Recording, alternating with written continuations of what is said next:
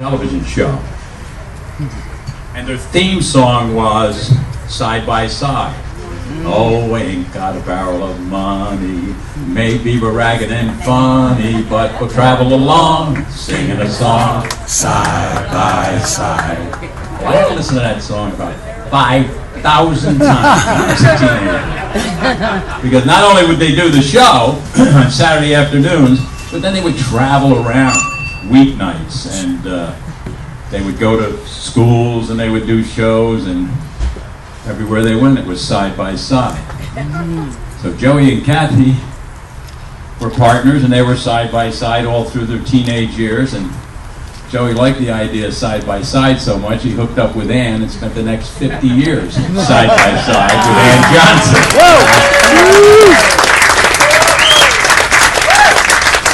So anyway, we're all going to miss Joey, and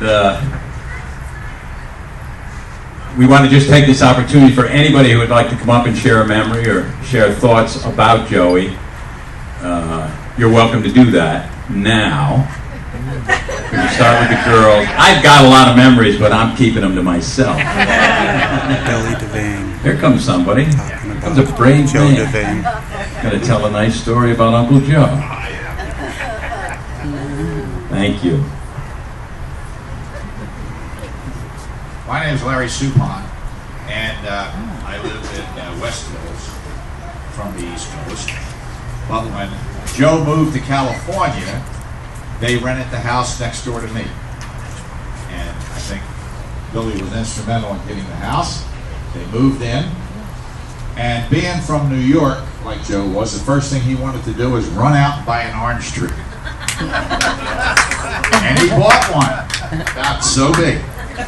Planted it, and every day I would walk past the front of his house and I'd say, any oranges yet? He'd say no. So I went and I got 2 green oranges and I tied them on the tree with thread so he couldn't see them. So one day I went out there and standing and I says, hey Jim, I said, looks like there's something on your tree. And he looks and he says, Ann, come out here, I got oranges on the tree. And they run out and he went up to it and kind of looked at it. Okay, I got him. That was one.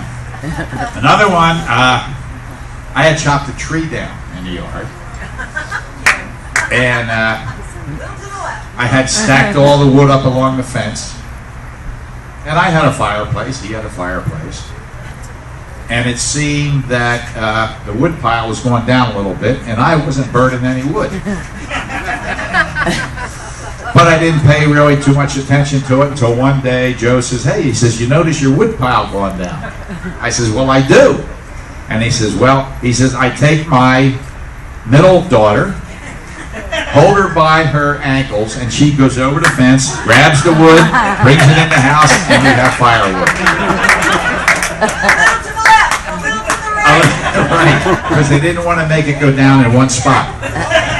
And the third situation was Billy had his camper or motorhome and had it in front of the house, and there was 2 or 3 people sitting in it one day, and I come out and they're going like this and waving me over, and I go over and I go in there and I can hardly breathe, right? And they're passing a joint around. And I says, you know what? I says, I just took a physical, and I have the guy, the paramedic coming to the house to take my blood pressure. I says, yeah, I don't do that stuff. So I stayed there, I don't know, 10 minutes, and I see the guy. I said, oh, he's coming, I gotta leave. I walk out, go in the house, takes my blood pressure, and he says, you know what? That's the lowest blood pressure I've ever seen. That's it. Thanks, Larry. Yeah, that wood reminds me. So many times I've been missing a sweater or a jacket, and I go to Joey's for dinner, and God, there it is. Here's Shannon.